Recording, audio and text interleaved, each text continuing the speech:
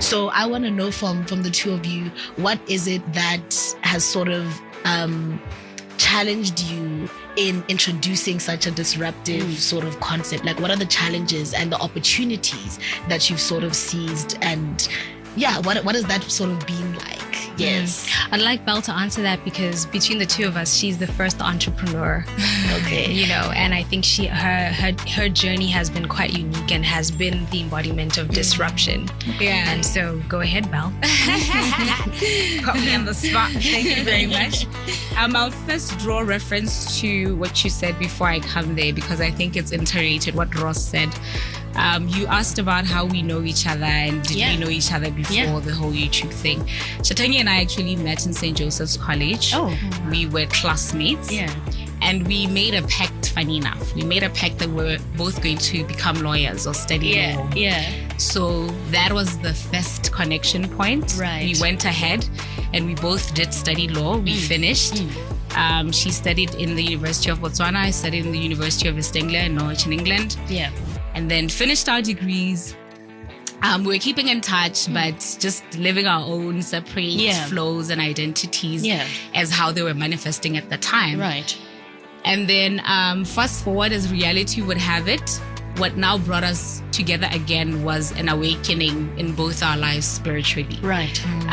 Which was roughly around 5-6 years ago. That's when the closeness came back again in adult life. Okay. So that cultivated a lot of thoughts in us about how the world is at the current moment. And that's what introduced the sapiosexual platter. Right. So we wanted to have conversation that were representative of who we really are and telling the story of the African person as opposed to it being projected by the Western world. Right. So we just basically wanted to disrupt the media space. It's just like, hey, you can't tell us who we are. You can't tell us that we're poor.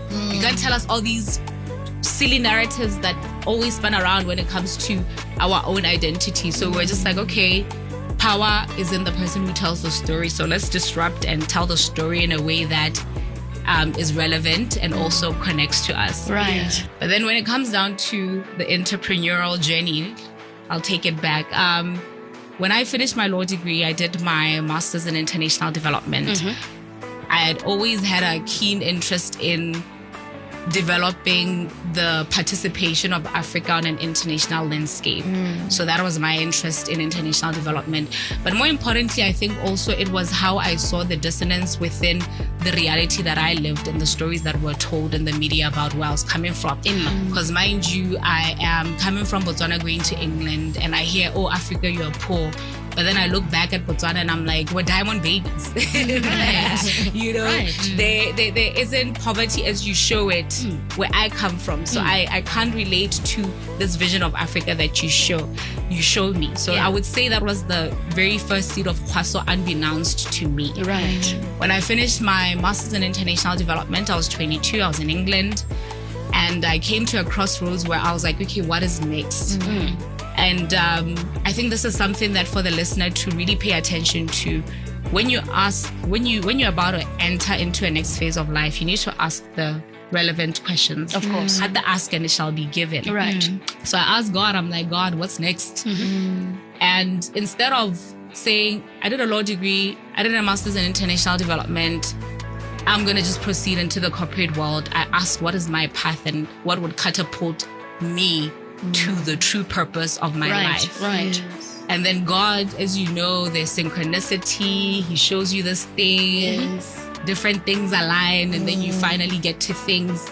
And where I arrived to was, you're going to do makeup artistry. So when I was doing my law degree, when I was doing my master's, never in a billion years did I thought I was going to be a makeup artist. And mind you, I looked down on the profession, you know. I was like, I'm a lawyer. Like, makeup artist. What's that? You know, how am I going to explain the people in my village? How am I going to explain this to my family? How am I going to explain this to my friends? You know, like, it was intense. So it was a lot of pressure because also at the time, mind you, to give the audience context, it is 2013, 14. I finished my master's 14, 15. It was still a very new concept. So it was a very new concept. Botswana was very primitive in the way that the corporate structure was developed because it was more go to school and then find a job from the government. Yeah. And then at the time, had the conversation with God and intuitively felt it. And I think instincts is a huge part of entrepreneurship.